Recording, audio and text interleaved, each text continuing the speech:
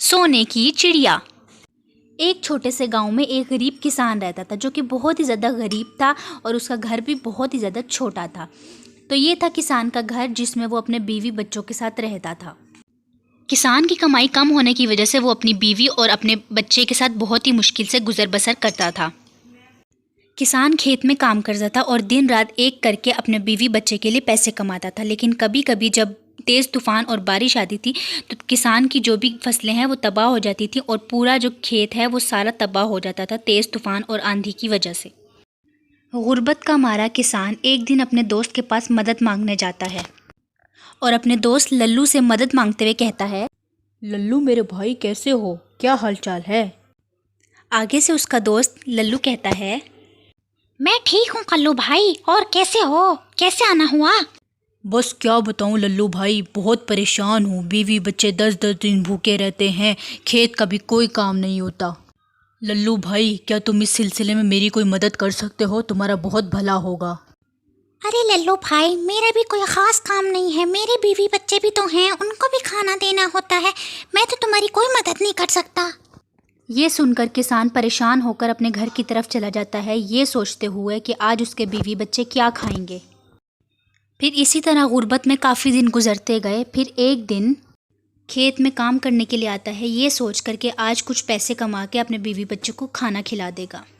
پھر جب کسان کام کر رہا ہوتا ہے کھیت میں تو اچانک اتنی تیز بجلی کڑکنے کی آواز آتی ہے اور بارش شروع ہو جاتی ہے، جس کی وجہ سے کسان کی جو کھیت ہے وہ ساری تباہ ہو جاتی ہے۔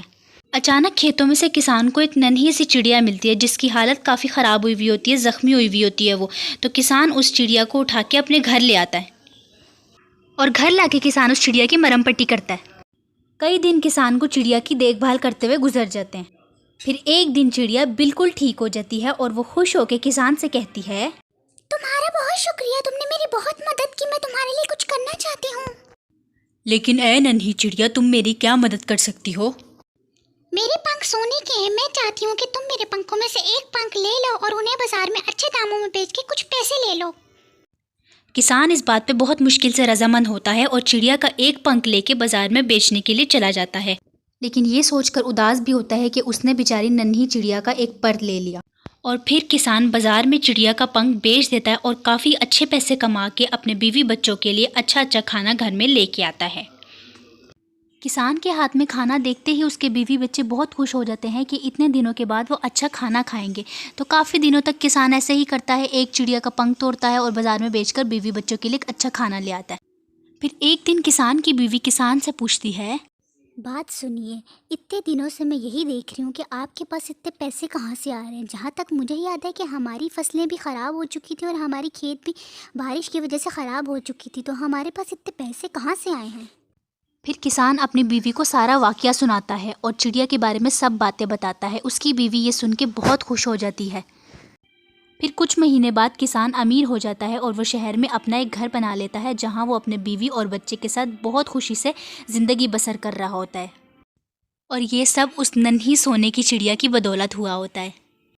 زندگی ہنسی خوشی ایسے ہی گزر رہی ہوتی ہے۔ پھر ایک دن کسان روزانہ کی طرح اپنے کھیتوں میں گیا ہوا ہوتا ہے کام کے سلسلے میں، تو اس کی بیوی کچن میں کھڑی اس چڑیا کو دیکھ رہی ہوتی ہے اور سوچ رہی ہوتی ہے، اچھا تو یہ ہے وہ سونے کی چڑیا جس کی بدولت آج ہم اتنے امیر ہو گئے ہیں۔ ہم روزانہ اس کا ایک ایک پنکھ توڑ کے لے کے جاتے ہیں اور ہمیں اتنی رقم مل جاتی ہے۔ میں ایک کام کرتی ہوں، میں اس چڑیا کے سارے پنکھ توڑ کے لے جاتی ہوں اور بازار میں بیچ دیتی ہوں، تو مجھے زیادہ رقم وصول ہوگی۔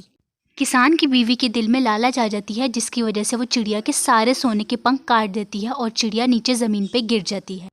پھر اچانک چڑیا کے پنکھوں کو بیچ کے خریدی گئی ہر چیز غائب ہونا شروع ہو جاتی ہے، یہاں تک کہ ان کا گھر بھی۔ کسان کی بیوی بہت پریشان ہوتی ہے۔ اتنے میں کسان کام سے گھر واپس آتا ہے تو وہ بھی دیکھ کے حیران ہو جاتا ہے کہ وہ اپنے امیر گھر سے واپس غریب گھر میں کیسے آ گیا۔ پھر کسان کی بیوی کسان کو سارا واقعہ سناتی ہے، جس پہ کسان اپنی بیوی پہ بہت زیادہ غصہ ہوتا ہے اور اس کو کہتا ہے، دیکھا تمہاری لالچ کا نتیجہ، ہمارے پاس جو تھا وہ بھی ہمارے پاس سے چلا گیا ہے، اور سب سے بڑی بات تم نے اس ننھی چڑیا کے پر کاٹ دیا، اس ننھی چڑیا کی اڑان چھین لی، تو دیکھو واپس وہیں آ گئے جہاں ہمیں ایک وقت کی روٹی بھی نصیب نہیں ہوتی تھی۔ کسان کی بیوی اپنی غلطی پر بہت زیادہ شرمندہ ہوتی ہے اور اللہ تعالیٰ سے معافی مانگتی ہے اور اس چڑیا کی دیکھ بھال کرنے کا وعدہ بھی کرتی ہے اور کبھی لالچ نہیں کرے گی اس کا بھی وعدہ کرتی ہے۔ تو بچوں یاد رکھنا، لالچ بری بلا ہے. ہمارے پاس جتنا ہے، جو ہے، جیسا ہے، اسی میں ہمیشہ خوش رہنا چاہیے.